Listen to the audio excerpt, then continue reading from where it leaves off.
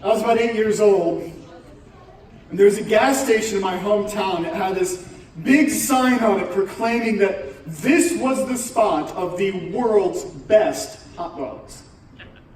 And I remember I hit a certain point, I was looking at it like, really?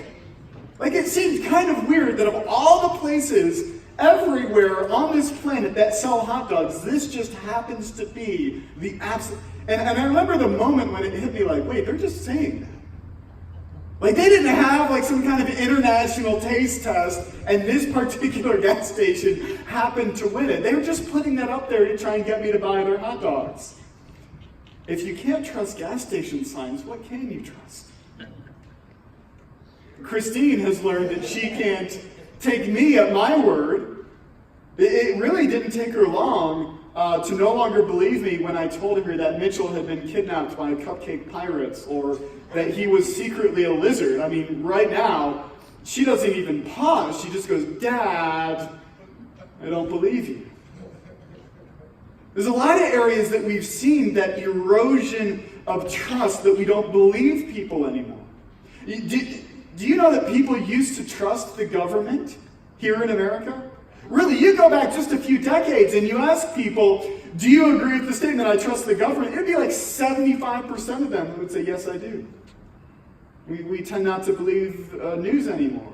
You know, these news organizations all have like these slogans that seem like jokes now, you know, fair and balanced. And we say, you know, yeah, right. Not even Google. Google, of all things, we can't even trust that. I don't know if you've ever had this experience. You go and you're like researching like a mattress or something you're going to buy, and you look for like reviews, and then you realize that like the first 2 pages, they will actually do this. Companies will make fake review sites.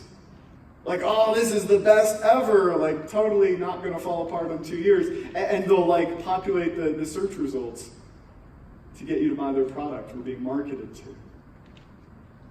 And a lot of times we understand we can't even trust ourselves. I mean, one of my favorite songs, you know, as a teenager, had this line in it, you know, I'm just a worthless liar, trust in me and fall as well. What does it mean when we feel like we can't trust anything to trust somebody at their word?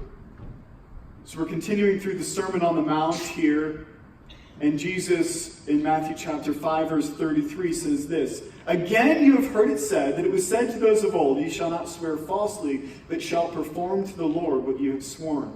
But I say to you, do not take an oath at all, either by heaven, for it is the throne of God, or by the earth, for it is his footstool, or by Jerusalem, for it is the city of the great king. And do not take an oath by your head, for you cannot make one hair white or black. Let what you say simply be yes or no. Anything more than this comes from evil. So let's look at the first part of that. Again, you've heard that it was said to those of old, You shall not swear falsely, but shall perform to the Lord what you have sworn.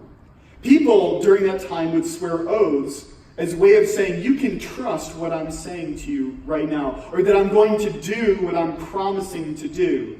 It's kind of ironic to me now, because nowadays, if I hear somebody say something and then say, like, swear to God that happened, I automatically assume they're lying. I don't know if you guys had the same reaction. I'm like, yeah, you're probably lying to me right now. But this is a reference to Old Testament laws about the taking of oaths. Here's an example in Numbers chapter 30, verse 2. It says, If a man vows a vow to the Lord or swears an oath to bind himself by a pledge, he shall not break his word. He shall do according to all that proceeds out of his mouth. And so it was a really common practice in the Old Testament. You know, somebody would say, like, I swear to the Lord that I will do something, or that what I'm saying is true. And there would just be this understanding that once I've said that, there is no going back, no matter what happens. And so people would go, and in a business deal, they would swear an oath on, you know, the price of grain or something like that. Or in religious devotion, they would make a promise or a vow to God that they would do or not do something. Or just in general, a way to indicate that you're really serious. So if your wife sends you to look for something and it's not there, and she says to you, well, did you look? Like, no, I was just standing here with my eyes closed. Yes, I've looked and it's not there. And then she says, well, I'm going to come look. And you say, may God strike me dead if there's any ketchup in this refrigerator.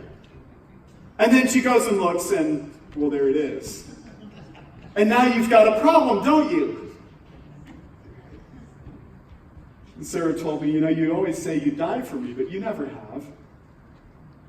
Now, even God does this as a way of reassuring Abraham that he will fulfill his promises to him. Hebrews chapter 6 says this, for when God made a promise to Abraham, who's God going to swear an oath on? There's nobody above him. So he says, since he had no one greater by whom to swear, he swore by himself, saying, surely I will bless you and multiply you. And so it seems kind of odd, and this is something that God says, you can do, and God himself does. Why is it then that Jesus here seems to be saying, don't do it at all? We never hear Jesus saying in the Gospels, swear to Dad, Peter, if you interrupt me one more time. And so here's what he says.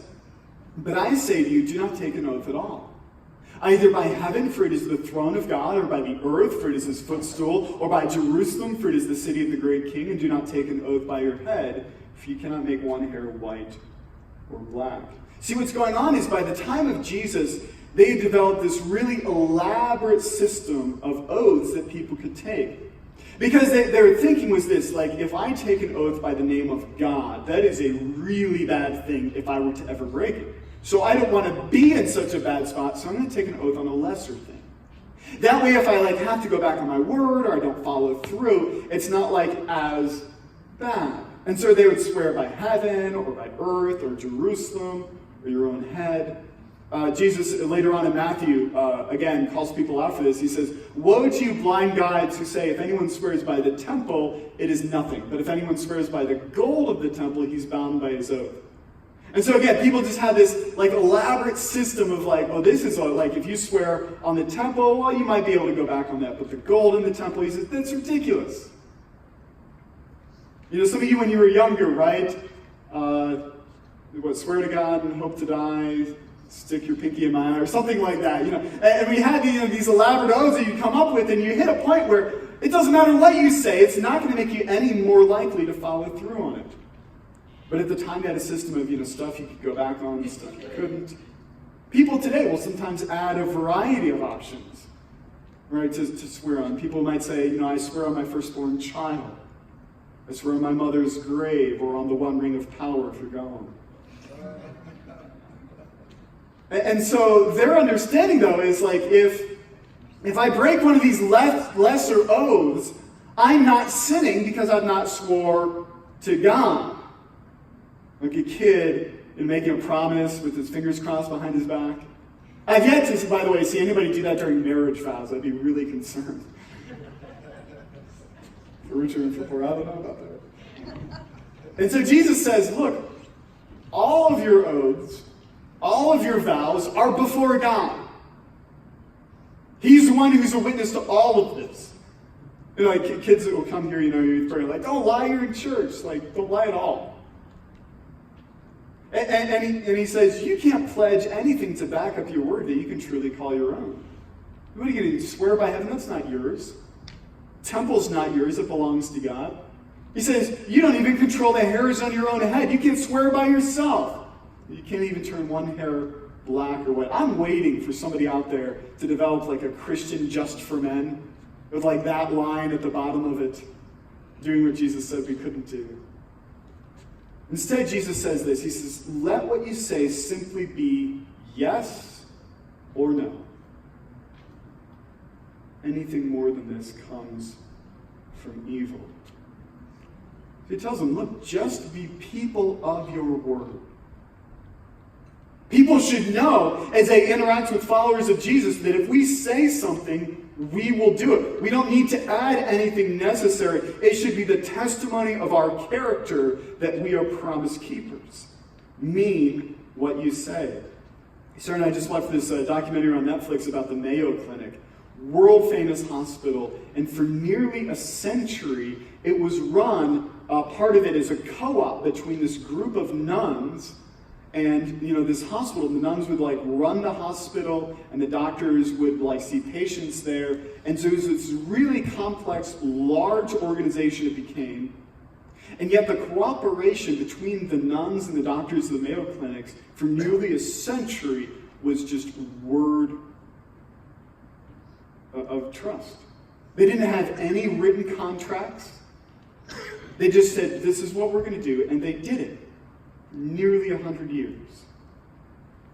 Everybody's nodding like, yes, and especially, around here. Some of you remember a day where you could literally just go to a store and just say, I give you my word that I'm going to do that, and that's all that was needed. And a lot of times people are like, man, I wish we, could go back to that time. Some of you would view yourselves as like, yes, I am that kind of person. People know that when I say something, I'm going to do it. But the truth is, we're all lying. Yes, even you.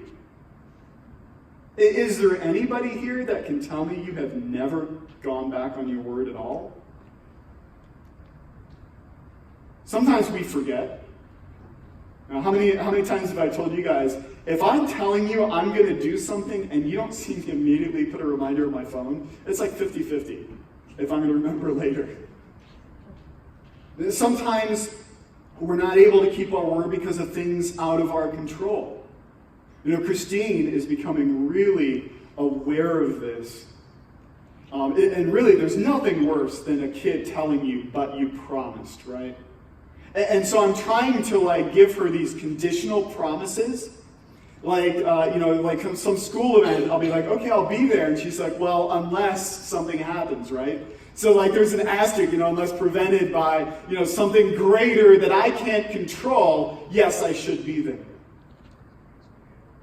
Sometimes we don't fully understand what we're saying that we're going to do. Have you ever wished that you could go back and reconsider something you said you would do, knowing what you know now? Like you said, well, I just said I'd help out with kids ministry the one time, and it's been 6 years. I've given Sarah reason to go back and, reconsider that whole till death do us part thing. Sometimes we just lie. We say something, but we don't exactly mean it like that. How many of you have been asked by somebody coming into church, right? And they ask you, how you doing? Fine. You're liars. You are. You're just saying it's inconvenient for me to tell you, really, I'm dead tired. I had an argument with my kids in the parking lot. And I'm not even here today. How many of you have done this? We text somebody on my way and you've not left the house? Stepping on some toes there.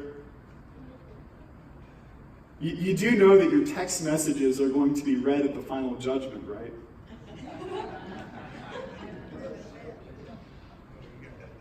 And look, I'm as guilty as anybody. I'll text Sarah. This is a consistent pattern. I'll text Sarah. I'll be doing something at the church, and I'll be like, all right, I'll be home in an hour. And she just knows by default that she needs to add at least half an hour to my estimated time of arrival. She's like, I'm not even surprised anymore. And it's the same the other way around. I asked her, by the way, if I could say this. If she says, oh, I just have a few things for kids ministry to buy, I know mentally to add $200 to whatever the estimate is. Look, there's a reason that Oriental Trading sends 2 catalogs to our house every month. And we do this to God, too. We talk a big talk to God. Right? We talk a bigger game than we can live out. At the Last Supper, Jesus says, hey guys, I'm going to be betrayed by one of you, and then the rest of you are going to scatter. And Peter, of course, contradicts him to his face. He says, even if I must die with you, I will not deny you. He talks a big game. You ever make a promise like that to God? Typically it's when we're trying to get something out of God, right? And we feel like we need to promise, some certain measure of good behavior for him to okay, well, you're good enough and I'll bless you in this way.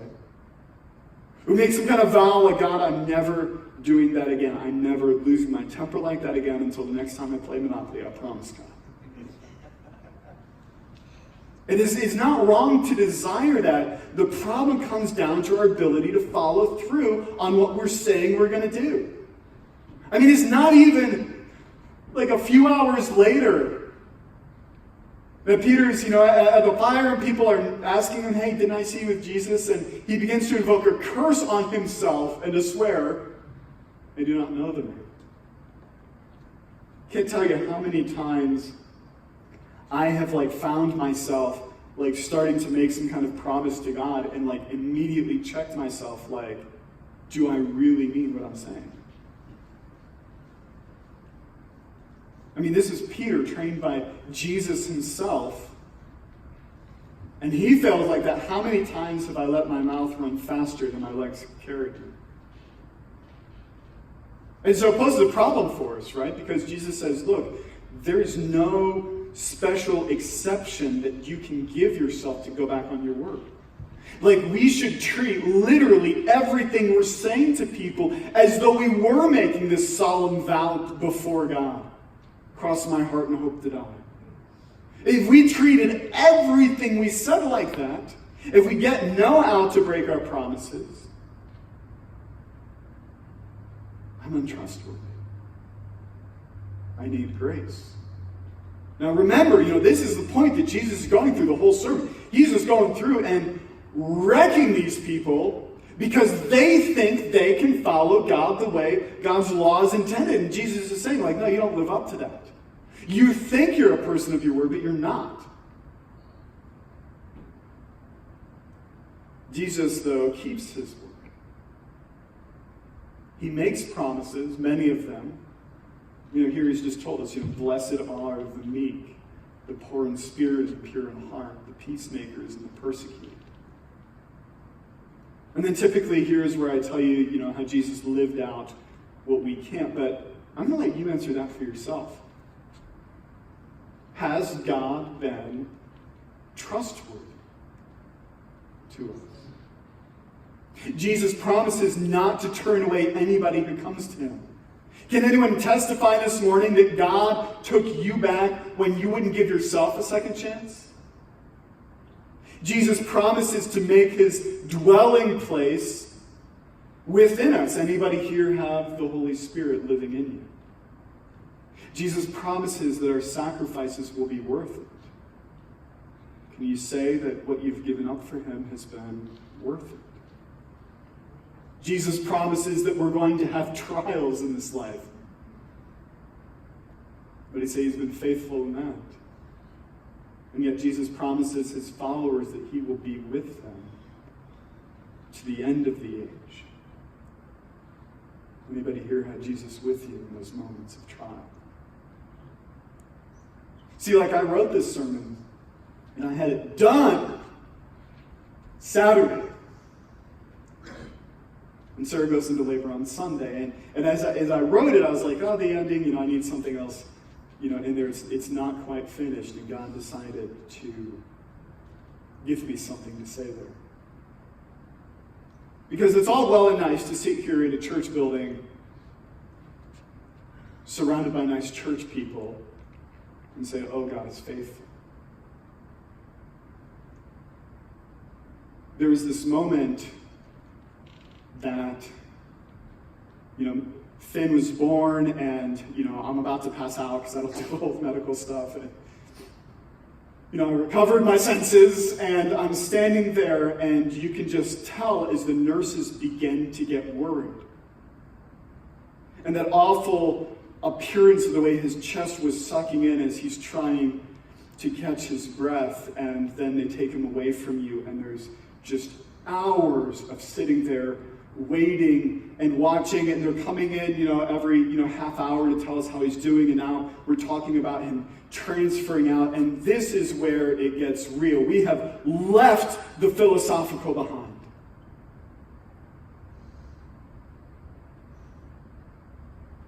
And I'm looking at Sarah, and all through the pregnancy, every time she's been worried, I've been telling her, it's going to be okay. It's going to be okay. And yet in that moment, I can't breathe for him. I have no ability to follow through on that statement that our kid's going to be okay because I don't know. I'm way in over my head, way in over my ability to handle or cope with this. I can't say anything. My word right now is totally worthless. Is God faithful?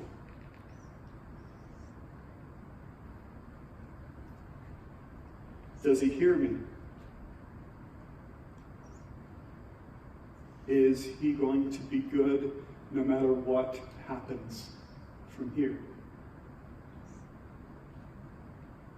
Look, I can tell you all day long the intellectual answers to those questions, but learning to trust God is a different thing entirely.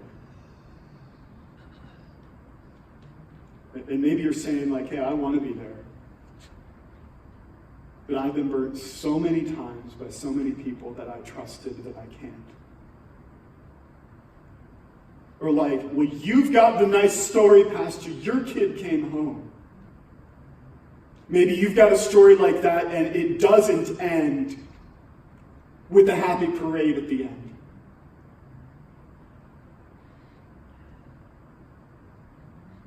Understand, first of all, what God promises and what he does not. Secondly, know that trust is built over time. And some of you, you're new in your faith, and you've got some stuff to get over in your life, but it's only going to happen when you begin to trust him. And it's going to be small stuff at first, but a lot of times we're like dipping our toes in the water, like trying to live as though God might not come through. So I've got to have like these backup plans because I don't know if he can take this. Let me tell you, God has wrecked every one of my backup plans these past few weeks.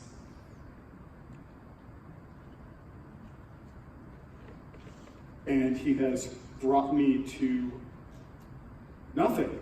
When everything else is shaken in your life and you're just left trying to cling on to something solid, God is reminding you that he is that rock of refuge.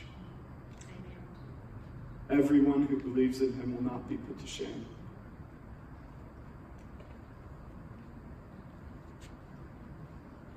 Second Corinthians. Paul is writing to this church about like, hey, I promise I do intend to come to you, but I just love this line.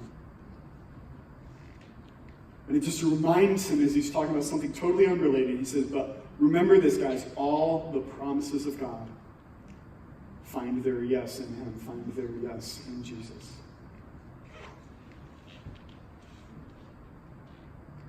Now, I wish that I could stand up here and make you guys promises.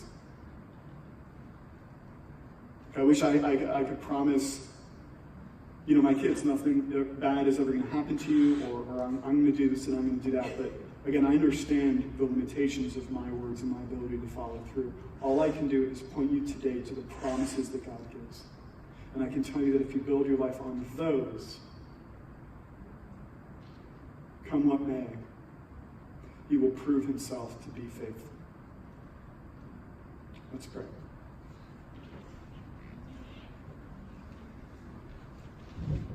God, I thank you for being trustworthy when we aren't. God, we forget the stuff even that we've said we're going to do, but you never do. We are so powerless. We have such a small area of our lives that is under our control at all, and even then, a lot of times it's an illusion, and yet the stars of it. You have the number of hairs on our head counted. There's nothing too difficult for you to do. No situation beyond your control.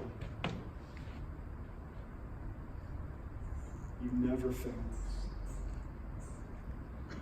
So God, we come to you as a people of unclean lips, of double-minded ways, as promise breakers. trusting that your promise of forgiveness is greater than our own trustworthiness. God, teach us to trust you. Whatever that means, teach us to trust you. In Jesus' name.